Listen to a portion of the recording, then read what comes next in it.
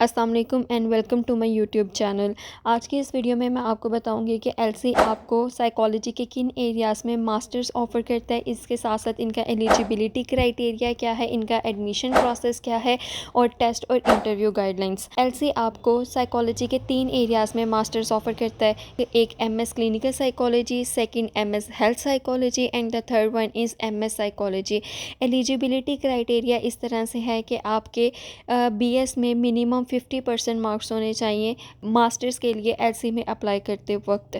यानी कि अगर ग्रेडिंग सिस्टम सीजीपीए की फॉर्म में है तो आपके मिनिमम 2.5 सीजीपीए होना चाहिए out of 4 CGPA, then you are eligible to apply for masters in clinical psychology. एक इम्पॉर्टेंट बात यह है कि आप अगर एमएस क्लिनिकल साइकोलॉजी में करना चाहते हैं तो इट डज़ंट मैटर कि आपका बीएस क्लिनिकल में है, अप्लाइड में है या जर्नल साइकोलॉजी में है।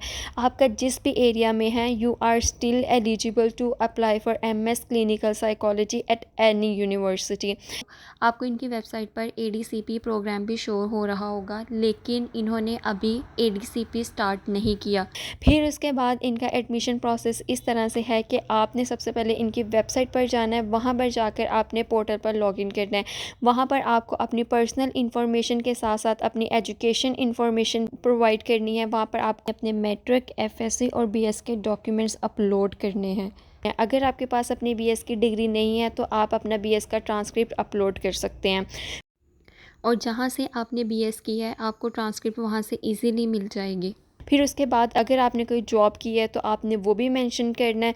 उसके साथ अगर आपने कोई अपनी रिसर्च पब्लिश करवाई है तो आपने वो भी मेंशन करना है कि जब आप किसी भी यूनिवर्सिटी में एमएस के लिए अप्लाई करते हैं तो जॉब के लिए और रिसर्च पब्लिकेशन के लिए आपको एक्स्ट्रा मार्क्स मिलते हैं जो कि आपके मेरिट को इम्प्रूव करते हैं। जब आपने पोर्टल पर लॉगिन कर लिया अब तो उसके कुछ दिनों बाद एक लिस्ट दिखती है जिस पे आपको बताया जाता है कि either you are eligible to appear for the entry test or not.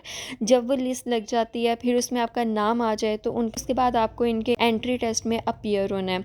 Entry test इनका इस तरह से होता है कि एक पोर्शन जनरल होता है जिसको गेट कहते हैं और उसके साथ साथ एक सब्जेक्ट स्पेशल पोर्शन होता है।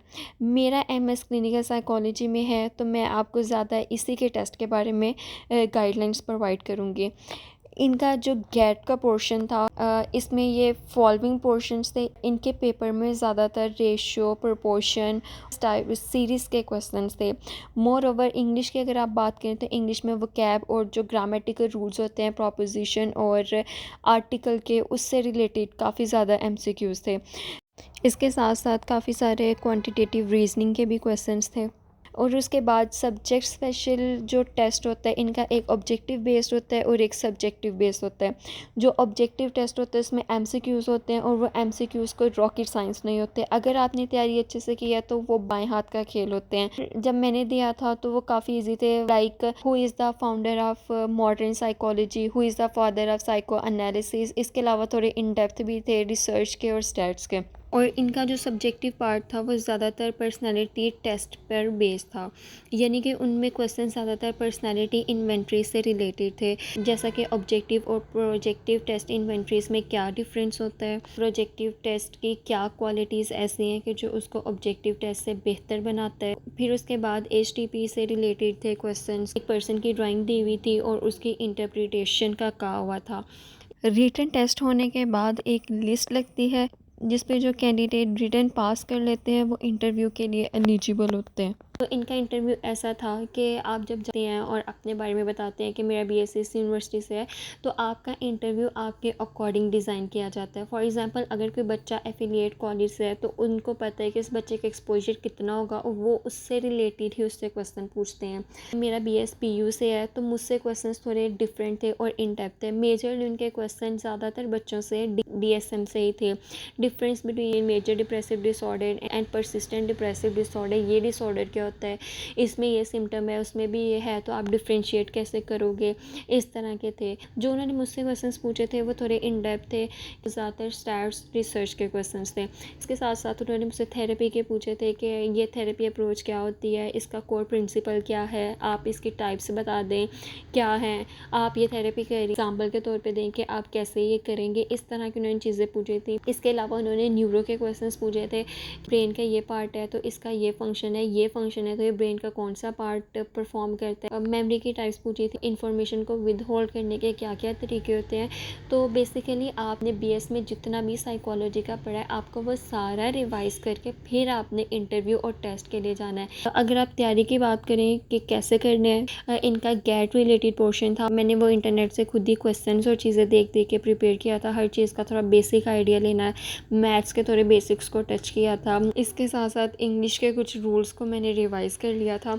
साइकोलॉजी पोर्शन की अगर आप बात करें तो मैंने उसमें DSM को थरली किया था। इसके साथ साथ जो मेन थेरीज़ हैं जैसे कि फ्रॉइड की हो गई, एरिक्सन की हो गई, जितनी भी साइकोलॉजिकल थेरीज़ हैं मैंने वो सारी रिवाइज़ की थी। फिर उसके साथ साथ मैंने रिसर्च और स्टैट्स के जो बेसिक कॉन्सेप्ट्स थे उनको मैंने अच्छे से बुक्स से तैयार किया था। ऐसा नहीं था कि मैं AI से या मैं इस तरह कर रही थी। रिसर्च और स्टैट्स को मैंने बुक्स से तैयार किया था। मेन कॉन्सेप्ट्स मैंने उनके वहाँ से लिए। सब्जेक्टिव पार्ट के लिए आप पर्सनैलिटी इन्वेंट्रीज़ को अच्छे से तैयार करके जाएं, जिसमें सबसे ज़्यादा इम्पॉर्टेंट HTP है, फिर उसके बाद TAT और फिर उसके बाद RASP। HTP की इंटरप्रिटेशन हमें भी आई थी, हमारे सीनियर्स को भी आई थी। उन्होंने आपको एक पर्सन की ड्राइंग देनी है, फिर उसके बाद नीचे ब्लैंक्स खाली छोड़ देंगे कि आर्म का इसमें क्या मतलब है, आइज़ ओपन है तो क्या मतलब है, आइज़ क्लोज हैं तो क्या मतलब है। फिर उसके बाद TAT का आपको पता होना चाहिए किस तरह आप एडमिनिस्टर करते हैं, किसने ये दिया था, कितने कार्ड्स होते हैं, कितने जेंडर स्पेसिफिक हैं, कितने न्यूट्रल हैं, CAT और TAT के दरमियान डिफरेंस क्या होता है, का एज क्राइटेरिया क्या होता है।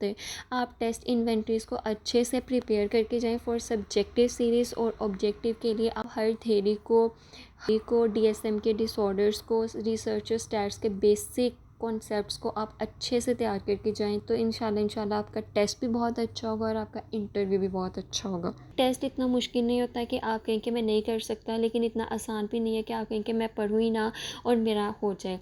मैंने टेस्ट इंटरव्यू की हर चीज़ की तैयारी खुद की थी और जब मेरिट लिस्ट लगी टॉप ऑफ द लिस्ट मेरा नाम था। मैं आपको यही कहूँगी कि आप तैयारी खुद से करें, हर चीज़ को खुद से पढ़ें, हर चीज़ को खुद एक्सप्लोर करें ताकि आप इंटरव्यू में खुद बताने के काबिल हो जाएं। इसके अलावा अगर आपका कोई क्वेश्चन है तो आप कमेंट सेक्शन में मुझसे पूछ सकते हैं।